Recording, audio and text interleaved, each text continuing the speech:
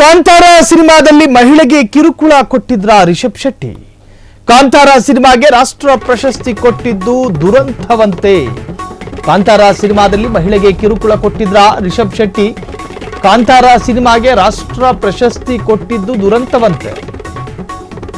ಮೂಲ ನೆಲದ ಚಿತ್ರಕ್ಕೆ ಬೀಠಾವ್ ನಿರ್ಮಾಪಕ ನಿಖಿಲ್ ತನೇಜಾ ಕೊಂಕು. ಕಾಂತಾರ ಸಿನಿಮಾದಲ್ಲಿ ಲೀಲಾ ಎಳನ್ನ ಶಿವಕೀಟಲೆ ಮಾಡ್ತಾನೆ.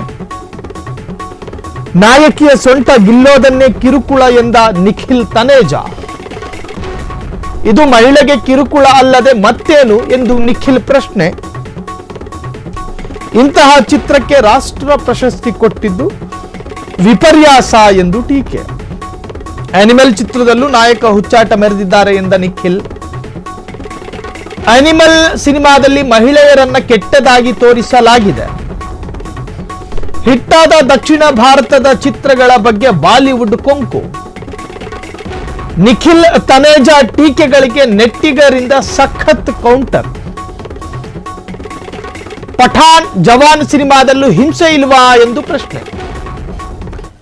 ಕಾಂತಾರ ಸಿನಿಮಾದಲ್ಲಿ ಆ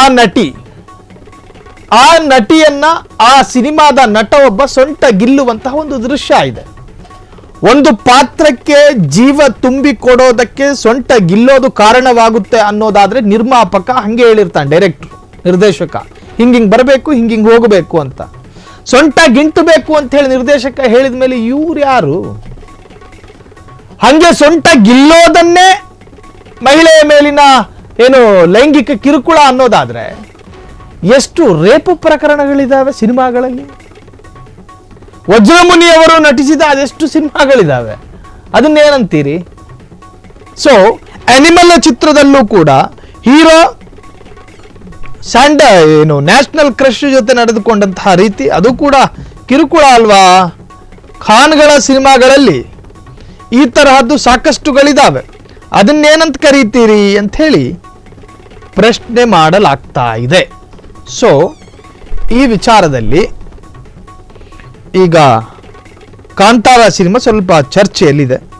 ಕಾಂತಾರ ಸಿನಿಮಾದಲ್ಲಿ ನಟಿಯ ಸೊಂಟವನ್ನು ಗಿಲ್ಲುವುದನ್ನು ಲೈಂಗಿಕ ಕಿರುಕುಳ ಎನ್ನುವುದಾದರೆ ಬೇರೆ ಬೇರೆ ಸಿನಿಮಾಗಳಲ್ಲಿ ಬೇರೆ ಬೇರೆ ತರಹದಲ್ಲೆಲ್ಲ ಇರುತ್ತಲ್ಲ, ಅದನ್ನು ನೀವು ಏನಂತ ಕರೀತೀರಿ ಅಂತಾನು ಕೂಡ ಪ್ರಶ್ನೆಗಳನ್ನು ಹಾಕಲಾಗ್ತಾ ಇದೆ.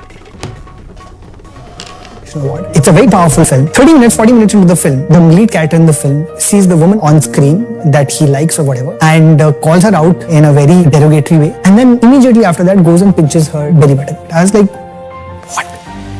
Why?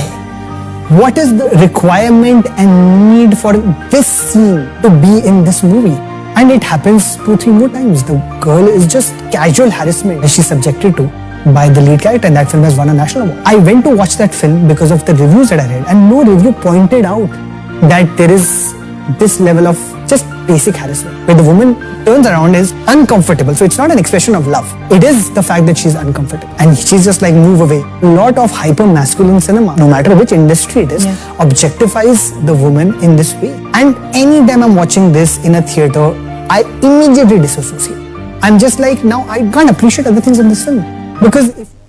ಕ್ಷಣ ಕ್ಷಣದ ಸುದ್ದಿಗಳಿಗಾಗಿ ಫ್ರೀಡಂ ಟಿವಿ ಸಬ್ಸ್ಕ್ರೈಬ್ ಮಾಡಿ, ಲೈಕ್ ಮಾಡಿ ಹಾಗೂ ಫಾಲೋ ಮಾಡಿ. ಹೊಸ ಸುದ್ದಿಗಳ ನೋಟಿಫಿಕೇಶನ್ಗಾಗಿ ಬೆಲ್ ಐಕಾನ್ ಮೇಲೆ ಕ್ಲಿಕ್ ಮಾಡಿ.